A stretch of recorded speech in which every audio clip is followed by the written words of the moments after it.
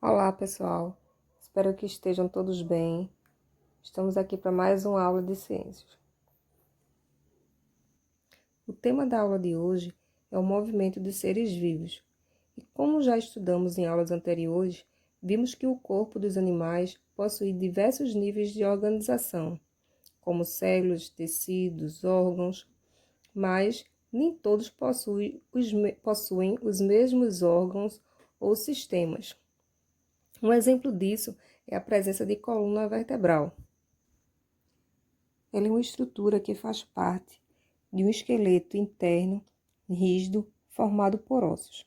Apenas alguns animais apresentam a coluna vertebral. Isso é uma característica exclusiva dos animais chamados vertebrados, enquanto alguns animais não apresentam a coluna vertebral, são chamados de invertebrados. Mas vamos voltar lá para os vertebrados. Todos os peixes, anfíbios, répteis, aves e mamíferos são animais vertebrados, ou seja, eles têm um esqueleto interno formado por ossos e são classificados como animais vertebrados. Nos animais vertebrados, os ossos e os músculos são órgãos presentes, respectivamente, nos sistemas esquelético e muscular, e estão relacionados à sustentação e à movimentação dos animais. Os ossos são formados por um tipo de tecido chamado conjuntivo. Eles possuem diversas funções no corpo. Os ossos sustentam e apoiam os músculos, protegem órgãos internos e auxiliam na execução dos movimentos. Nos seres vivos, o sistema esquelético de um indivíduo adulto é formado por 206 ossos. Mas vocês devem estar se perguntando, quer dizer que os invertebrados não apresentam nenhuma estrutura de sustentação? Eles apresentam sim. É o chamado esqueleto externo ou exoesqueleto. É um esqueleto formado de uma proteína chamada quitina. Quando esses animais crescem muito, esse esqueleto externo passa a ficar muito apertado. E com o crescimento desses animais, vai chegar um tempo que esse exoesqueleto ele vai se romper, tá? É um fenômeno chamado de ecdíase, ou simplesmente de muda, como vocês estão vendo aí nas imagens da cigarra e do gafanhoto. Isso acontece algumas vezes durante todo o ciclo de vida do animal até ele chegar à fase adulta.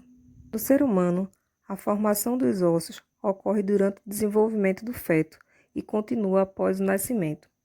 Primeiramente, ocorre a formação de um molde de cartilagem, que é um tecido que será gradativamente substituído pelo tecido ósseo.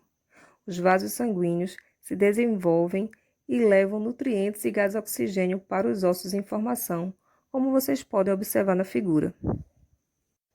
Ao nascer, o ser humano possui 300 ossos. Pois é, um pouco mais que os 206 que possuímos quando adultos. Esses ossos se fundem como resultado do processo de ossificação que continua após o nascimento. Um exemplo são os ossos que formam o crânio do bebê. São as chamadas fontanelas. Lá ainda não existem ossos. A fontanela é popularmente conhecida como moleira, por isso que devemos ter tanto cuidado com a cabeça dos bebês. Agora vamos falar um pouco de músculos e articulações. Os músculos são formados pelo tecido muscular. Entre as principais características desse tecido estão a capacidade de contração e relaxamento. Ao contrair, o músculo reduz de tamanho e, ao relaxar, ele retorna ao tamanho original.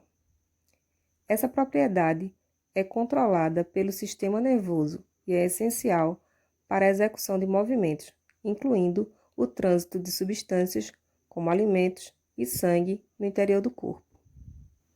Vocês podem observar melhor o nome e a função de alguns músculos do corpo humano na página 129 do nosso livro didático. Mas os ossos e os músculos não trabalham sozinhos. As articulações são pontos de contato entre os ossos. As articulações móveis possuem o tecido entre os ossos, chamado de cartilagem. A cartilagem auxilia na absorção de impactos. Elas também apresentam ligamentos, que são estruturas que ajudam a manter os ossos unidos e estabilizados. Bom, pessoal, por hoje é só. Fiquem com Deus e até a próxima aula.